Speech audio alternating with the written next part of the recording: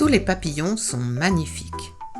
Certains brillent davantage par leur couleur chatoyante, mais qu'ils volent de jour ou de nuit, ces créatures de Dieu sont de véritables chefs-d'œuvre.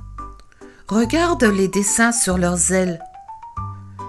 Des dentelles naturelles, des formes étonnantes, parfois là pour tromper les oiseaux. Arrêtons-nous un instant sur le somptueux papillon macaron.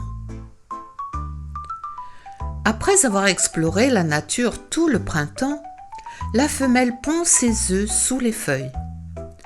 Ils sont recouverts d'une substance collante qui les protège de la pluie. Et 5 jours plus tard, les larves deviennent visibles par transparence. Elles bougent.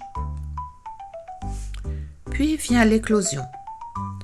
La chenille minuscule dévore la membrane de son œuf. C'est son tout premier repas. Elle débute sa vie en mangeant, et en mangeant encore et toujours. Elle grandit rapidement, de 2 mm à près de 5 cm.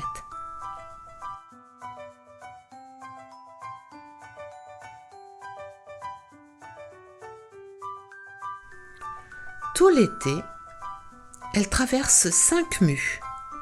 Elle change de peau, de couleur, de motif, devenant de plus en plus belle.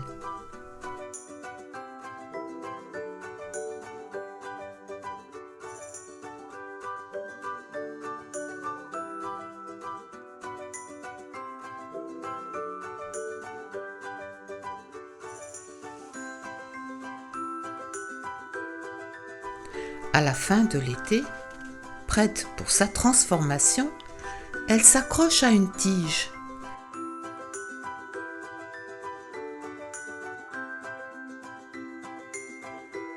Se suspend grâce à des fils de soie solides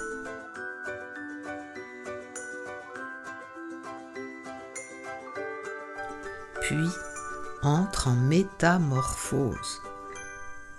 La chrysalide apparaît.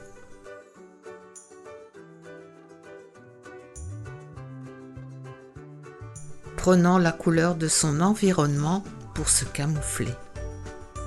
Pendant tout l'hiver, elle reste immobile. Et pourtant, à l'intérieur, un miracle se produit. La chenille se reconstruit en papillon. Au début du printemps, le macaron émerge lentement.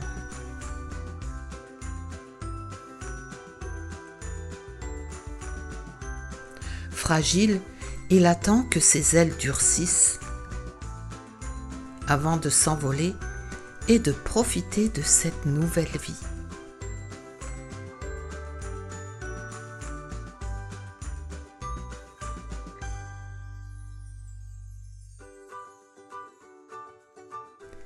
Il va mourir au bout d'1 mois.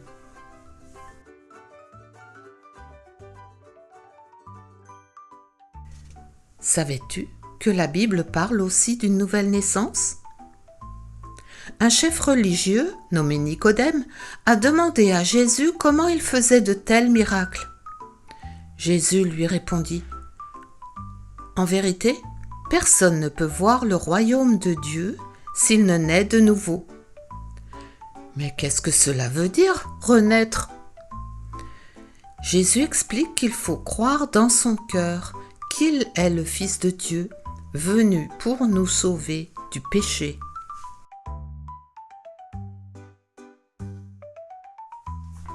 C'est Jésus qui transforme et qui fait toutes choses nouvelles. Jésus a transformé la vie de l'apôtre Paul. Celui-ci avait beaucoup de haine pour ceux qui croyaient en Jésus, mais après avoir reconnu et cru en Jésus, sa vie a tout à fait changé. Jésus a rempli son cœur d'amour. Dès lors, Paul partageait l'amour de Jésus, la bonne nouvelle de sa venue. Il écrit : « Si quelqu'un est en Christ, il est une nouvelle créature. Les choses anciennes sont passées. Voici, toutes choses sont devenues nouvelles. Et oui, c'est comme pour le papillon, mais la vie nouvelle, c'est la vie éternelle auprès de Dieu.